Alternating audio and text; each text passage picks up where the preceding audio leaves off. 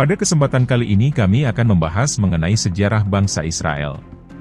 Al-Quran tidak hanya berisi ketentuan syariat Islam, melainkan juga kisah-kisah umat terdahulu. Salah satu kaum yang diceritakan secara mendetail dalam Kitabullah ialah Bani Israel.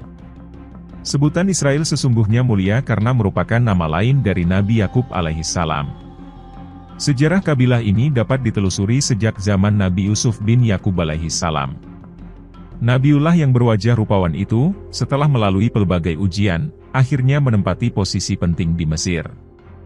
Bahkan, ia pun dapat berjumpa lagi dengan ayahanda tercinta dan memaafkan saudara-saudaranya yang telah berlaku zalim kepadanya.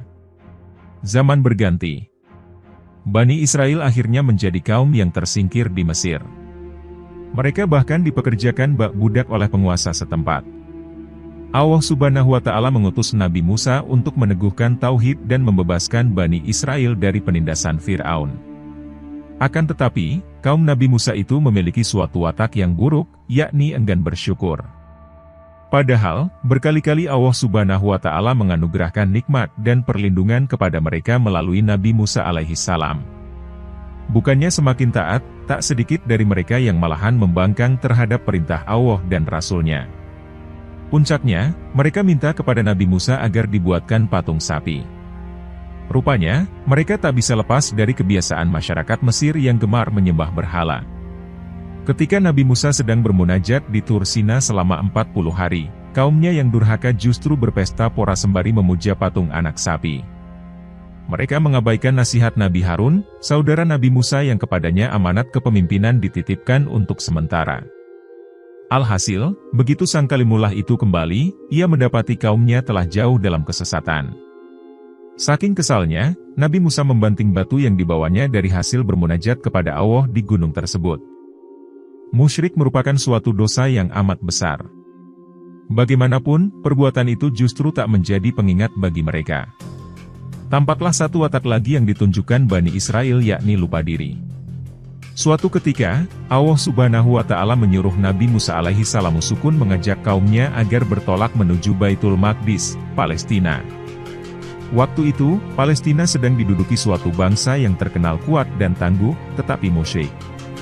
Alih-alih patuh, Bani Israel justru menunjukkan watak buruk, yakni membangkang perintah Nabi. Jawaban Bani Israel atas seruan Nabi Musa alaihissalamikan dalam Al-Quran, Surah Al-Maidah ayat 24. Mereka berkata, "Wahai Musa, sampai kapanpun kami tidak akan memasukinya selama mereka masih ada di dalamnya, karena itu, pergilah engkau bersama Tuhanmu, dan berperanglah kamu berdua. Biarlah kami tetap menanti di sini saja." Terhadap kekurangajaran kaumnya itu, Nabi Musa lantas bermohon kepada Allah. "Ya Tuhanku, aku hanya menguasai diriku sendiri dan saudaraku. Sebab itu pisahkanlah antara kami dengan orang-orang yang fasik itu." Quran Surah Al-Maidah ayat 25. Pada kesempatan kali ini kami akan membahas mengenai sejarah bangsa Israel. Al-Quran tidak hanya berisi ketentuan syariat Islam, melainkan juga kisah-kisah umat terdahulu. Salah satu kaum yang diceritakan secara mendetail dalam Kitabullah ialah Bani Israel. Sebutan Israel sesungguhnya mulia karena merupakan nama lain dari Nabi Yakub alaihissalam. Sejarah kabilah ini dapat ditelusuri sejak zaman Nabi Yusuf bin Yakub alaihissalam.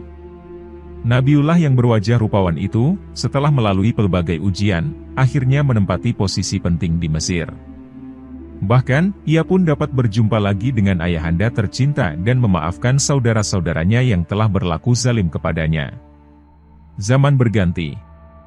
Bani Israel akhirnya menjadi kaum yang tersingkir di Mesir. Mereka bahkan dipekerjakan bak budak oleh penguasa setempat.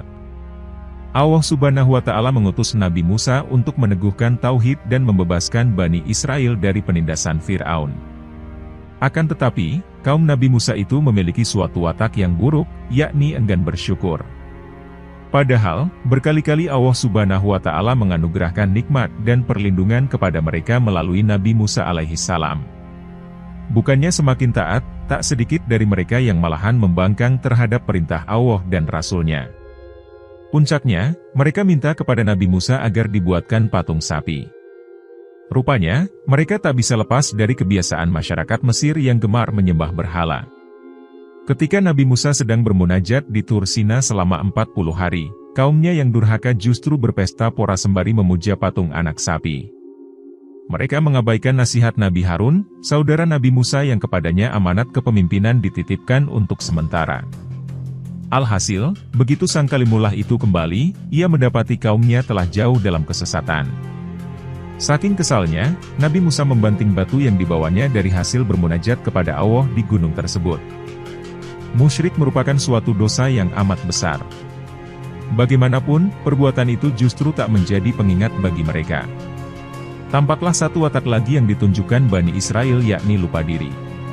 Suatu ketika, Allah Subhanahu wa Ta'ala menyuruh Nabi Musa alaihi salam sukun mengajak kaumnya agar bertolak menuju Baitul Maqdis, Palestina. Waktu itu, Palestina sedang diduduki suatu bangsa yang terkenal kuat dan tangguh, tetapi musyrik. Alih-alih patuh, Bani Israel justru menunjukkan watak buruk, yakni membangkang perintah Nabi. Jawaban Bani Israel atas seruan Nabi Musa alaihi salamikan dalam Al-Quran, Surah Al-Maidah ayat 24. Mereka berkata, "Wahai Musa, sampai kapanpun kami tidak akan memasukinya selama mereka masih ada di dalamnya, karena itu, pergilah engkau bersama Tuhanmu, dan berperanglah kamu berdua. Biarlah kami tetap menanti di sini saja." Terhadap kekurangajaran kaumnya itu, Nabi Musa lantas bermohon kepada Allah. "Ya Tuhanku, aku hanya menguasai diriku sendiri dan saudaraku. Sebab itu pisahkanlah antara kami dengan orang-orang yang fasik itu." Quran Surah Al-Maidah ayat 25.